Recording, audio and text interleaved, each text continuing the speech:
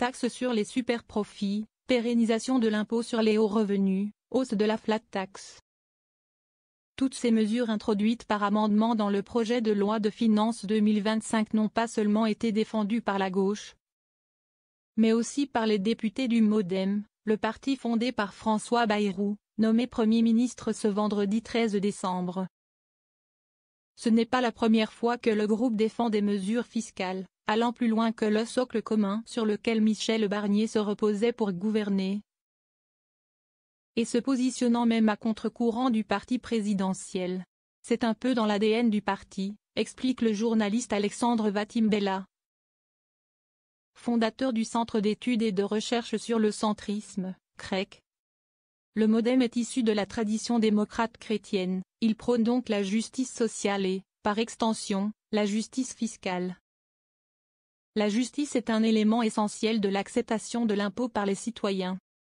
Concrètement, avant que les discussions budgétaires au Parlement ne soient interrompues par la censure du gouvernement Barnier, les députés MoDem avaient défendu plusieurs modifications du projet de loi de finances 2025. En commission des finances, ils avaient par exemple soutenu, avec leurs collègues du Nouveau Front populaire et contre les députés LR et macronistes, la pérennisation de la contribution différentielle sur les hauts revenus.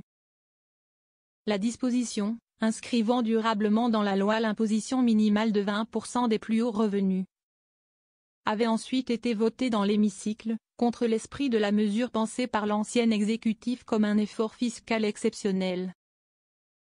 Ils avaient également défendu un amendement, voté dans l'hémicycle grâce aux voix de la gauche, pour faire passer le taux de la flat tax, impôt sur les revenus de l'épargne et du capital, de 30 à 33%. Enfin, ils s'étaient alliés aux députés du Nouveau Front populaire et du Rassemblement national pour instaurer une taxation sur les superdividendes des multinationales. La mesure, appliquée aux entreprises réalisant plus d'1 milliard d'euros de chiffre d'affaires, visait à taxer à hauteur de 5% les entreprises distribuant une quantité de dividendes inhabituellement élevée. Défavorables à toute hausse d'impôts, les députés macronistes se sont érigés contre l'ensemble de ces mesures. Gabriel Attal et Gérald Darmanin avaient même suggéré leur propre piste d'économie, proposant plutôt d'accroître le temps de travail.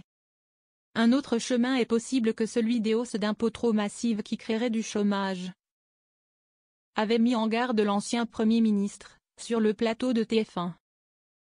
Des désaccords auxquels François Bayrou avait répondu sur BFM TV, appelant le socle commun à se mettre autour de la table pour trouver une philosophie fiscale commune. On doit rechercher la justice fiscale, parce que la justice est un élément essentiel de l'acceptation de l'impôt par les citoyens. Et, en même temps, on ne doit pas bloquer l'économie, avait-il défendu. François Bayrou n'a pas intérêt à braquer Renaissance, à qui il doit presque tous ses élus à l'Assemblée nationale. Lors de son discours de passation de pouvoir, ce 13 décembre, François Bayrou a fait de la réduction de la dette et du déficit l'une de ses priorités. Pour l'heure, les débats budgétaires ont été ajournés en raison de la censure, mais un nouveau projet de loi de finances pourrait être remis sur la table en début d'année. Reprendra-t-il les mesures défendues par les députés MoDem lors des débats de cet automne? Concentré sur la formation de son gouvernement, le Premier ministre n'a pour le moment dévoilé aucune feuille de route budgétaire. Je ne vois pas comment Bayrou pourrait mener un bouleversement de la fiscalité. Maintenant qu'il est aux responsabilités, il ne peut plus jouer le rôle d'aiguillon d'Emmanuel Macron, tempère Alexandre Vatimbella. Pour le journaliste spécialiste du centrisme, le nouveau chef de l'exécutif ne peut pas prendre le risque d'aller trop à contre-courant des macronistes. Le premier objectif de François Bayrou, c'est de faire durer son gouvernement. Il n'a pas intérêt à braquer Renaissance, à qui il doit presque tous ses élus à l'Assemblée nationale. Alors que le Premier ministre reçoit tour à tour les différents partis politiques pour entendre leurs lignes rouges et éviter une nouvelle censure.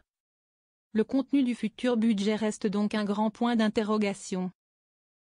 Une chose est sûre, si le texte n'est pas adopté rapidement, les hausses d'impôts et de taxes pourraient être difficiles à appliquer rétroactivement aux revenus perçus en 2024. Je suis persuadé qu'il y a un certain nombre de mesures qu'on ne pourra pas reprendre dans la prochaine loi, a mis en garde le ministre démissionnaire des Comptes publics Laure Saint-Martin. lors de son audition sur la loi spéciale à l'Assemblée nationale, le 11 décembre dernier.